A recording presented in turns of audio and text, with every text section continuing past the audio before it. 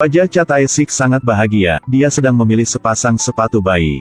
Istri yang akan melahirkan dengan senang hati menunggunya di dalam mobil, ini adalah momen paling membahagiakan bagi mereka, namun tak disangka, sebuah kecelakaan menimpa mereka.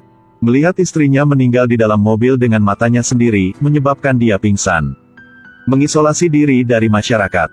Dia tinggal di sebuah gedung tua, kepribadiannya secara bertahap berubah, wajahnya tidak pernah menunjukkan senyum. Dia juga jarang berbicara dengan orang lain, sampai seorang gadis kecil, cantik muncul. Nama dia adalah Somi, dia suka jalan ikuti Tae-sik dari belakang, akui semua duka di hatinya. Walaupun Tae-sik tidak pernah menjawab gadis kecil itu, tetapi hubungan mereka menjadi lebih baik. Tae-sik mulai siapkan makan yang enak untuk Somi, saat ibu Somi sedang mencari dia buru-buru bersembunyi. Tae-sik mengerti keadaan gadis kecil ini, jadi dia buka pintu untuk menjawab ibu Somi lalu tendang satu mangkuk nasi ke bawah meja. Dua orang bekerja sama dengan baik, berhasil menipu ibu Somi. Wanita itu dan Tae-sik mulai obrol. Wanita itu ingin gadai kamera punya dia, lalu tidak lupa mengancam Tae-sik tidak boleh deketin Somi. Abis itu langsung pergi. Alasan membuat Somi tidak suka sama ibu dia karena ibunya suka pakai narkoba. Setiap kali mendengar ibu teriak di dalam kamar, gadis kecil ini takut hanya bisa bersembunyi di salah satu sudut di dalam rumah. Hari itu Somi dibully oleh orang tua teman sekelas, untungnya Tae-sik tidak jauh dari situ. Somi ingin minta tolong sama Tae-sik untuk bisa pergi dari situ, tetapi Tae-sik pura-pura tidak tahu Somi lalu menoleh dan pergi. Sampai malam itu, Somi sedang menangis berkata, "Paman merasa malu karena aku jadi pura-pura tidak tahu aku kan? Meskipun begitu, aku juga tidak benci sama paman. Jika sama paman aku juga benci bahkan aku tidak bisa sukai siapa lagi." Berpikir ke sini lagi, membuatku sangat sedih.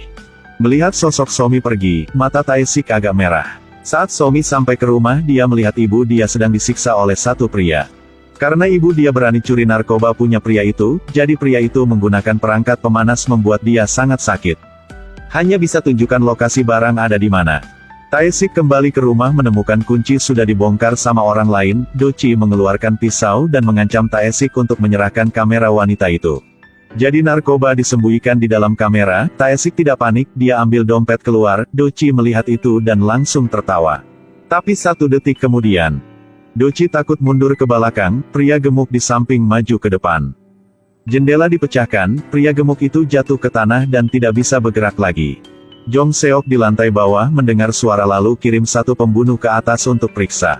Pembunuh berikan HP ke Tae-sik, itu adalah suara minta tolong punya Somi. Dalam hati Tae-sik mulai panik, dia hanya bisa berikan kamera itu kepada mereka. Walaupun mereka sudah berhasil ambil narkoba, tetapi masih bawa ibu dan Somi pergi. Tae-sik hanya bisa berlari mengejar di belakang mobil. Mana ada orang bisa berlari lebih cepat daripada mobil. Dia hanya bisa melihat mereka dibawa pergi. Jong Seok menggunakan nyawa punya ibu dan Somi untuk menacamkan Tae-sik, harus bantu penjahat kirim narkoba. Tae-sik tidak punya pilihan lain, dia datang ke alamat yang diberikan untuk ambil barang lalu menggemudi ke tempat punya pengedar narkoba. Tetapi saat dia ambil barang keluar, di luar pintu ada suara mobil punya polisi. Polisi telah mengepung. Ternyata ini jebakan saudara Jong Seok yang ingin memanfaatkan Tae-sik untuk menyingkirkan Myung-gyu. Kemudian mendapatkan berkuasa.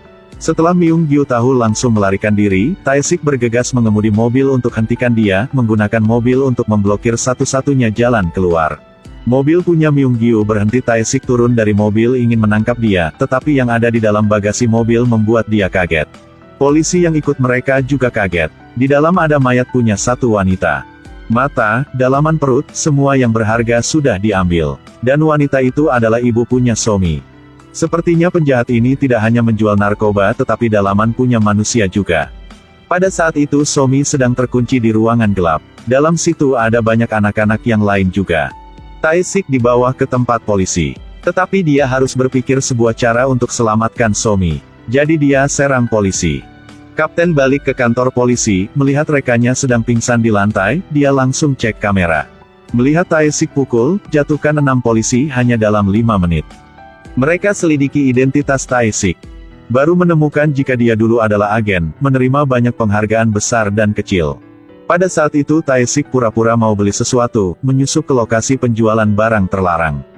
Tidak butuh waktu yang lama habiskan semua orang di situ. Dia melemparkan pisau ke depan pemimpin, menyebabkan orang itu kencing di celana. Dia keluarkan satu kartu nama, kasih tahu alamat di atas kartunya. Tae-sik berdasarkan alamat dan menemukan satu bar. Keluarkan kartu nama itu, dia berhasil masuk ke dalam, tetapi Jong Seok sudah diberitahu langsung melarikan diri. Tae-sik masuk ke dalam toilet, menangkap Doci memaksa dia untuk mengungkapkan keberadaan Mi. Saat itu, pembunuh juga muncul, dia mengambil pistol dan menembak dua orang. Saat pembunuh masuk ke dalam toilet, Tae-sik menendang pistolnya, terus menyerang si pembunuh. Mereka berdua terus bertarung seperti itu sampai si pembunuh ingin mengambil pistolnya. Ketika Tae-sik melempar kapak, dia menemukan pembunuhnya sudah tidak ada. Dia keluar dan melihat kakak dan adik Jong Seok mau pergi. Tae-sik pegang kapak dan mengejarnya, tetapi tubuhnya terluka sehingga dia tidak lagi memiliki kekuatan. Dia merampok mobil untuk menemukan rekan setim lamanya dan meminta orang itu untuk membantu mengeluarkan peluru di tubuhnya. Selama prosedur tanpa anestesi, Tae-sik harus bertahan, lukanya berangsur-angsur pulih. Rekan satu tim bertanya apakah dia membutuhkan sesuatu, Tae-sik menjawab, bantu saya mendapatkan pistol. Mata penuh dengan niat membunuh, tindakan penyelamatan akan segera dimulai. Tae-sik potong rambut yang panjang punya dia, dalam sekejap mata, seperti berubah menjadi orang lain. Dia mengambil pistol dan pergi keluar untuk mencari keberadaan Jong Seok. Di tempat anak-anak dikurung, pembunuh memberi kue kepada Somi. Dia menemukan jika pembunuh itu terluka. Ketika pembunuh itu berbalik, Somi bantu membalut lukanya. Mata si pembunuh tiba-tiba berubah, Tae-sik mengandalkan kemampuan pengintaiannya untuk menemukan seorang bocah pengantar narkoba. Sangat cepat dia sudah sampai ke tempat produksi narkoba, bau obat masuk ke hidung membuat dia merasa tidak nyaman. Orang yang pakai topeng anti-asap sedang nyantai duduk main game, tetapi para bocah yang ada di situ tidak ada alat pelindung apapun. Anak-anak sedang kerja tanpa istirahat, ketika salah satunya lelah, dia akan dibawa pergi untuk ambil dalaman perutnya. Melihat semua kejahatan ini dalam hati Tae-sik sangat marah, dia suruh anak-anak berdiri di dalam, lalu mulai beraksi. Jong Seok dan bawahan keluar ruangan mereka penasaran melihat ke dalam kegelapan. Tae-sik bergegas ke arah mereka. Dia melemparkan Jong Seok ke dalam kamar, menjambak rambutnya. Setelah itu Tae-sik telepon Men Seok, menancam dia dan ingin tuker Jong Seok dengan Sominya, jika tidak Jong Seok akan mati. Mae Seok setuju, beritahu Tae-sik alamat tempat pertemuan nanti, tapi baru selesai omong dia langsung suruh bawahan ambil mata Somi. Tae-sik pegang satu plastik isi tepung putih, buat bom waktu yang sederhana. Tae-sik tusuk plastik itu, biarkan Jong Seok di sini tunggu mati.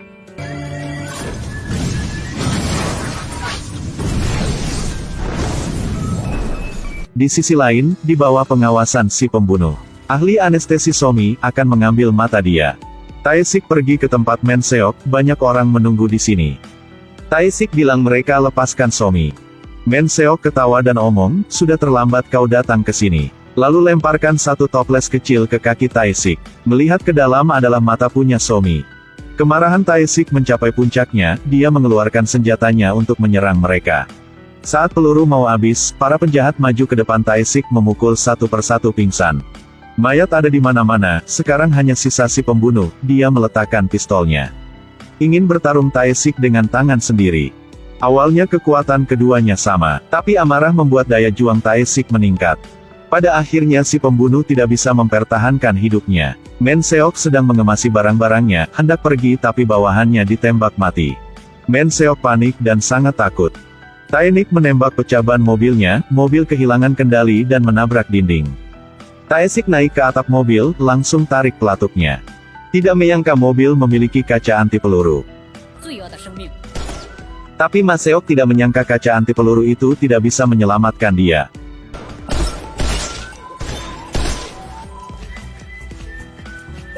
Meskipun Tae-sik berhasil balas dendam, tetapi Somi sudah mati di tangan penjahat, mata dia menjadi kosong. Secara bertahap kehilangan alasan untuk bertahan hidup, di saat ingin bunuh diri tiba-tiba dia mendengar suara yang familiar. Garis air mata mengalir di wajahnya, itu adalah Somi, dia belum mati. Jadi pembunuh tidak mau menyakitkan Somi, jadi dia bunuh dokter lalu selamatkannya. Somi ingin mendekati Tae-sik, tetapi dia tiba-tiba mundur ke belakang, karena dia takut darah di tubuh akan nempel ke badan Somi. Somi menangis, lari dengan cepat ke tempat Tae-sik dan peluk dia. Pria sekeras seperti besi ini akhirnya menemukan makna selama sisa hidupnya.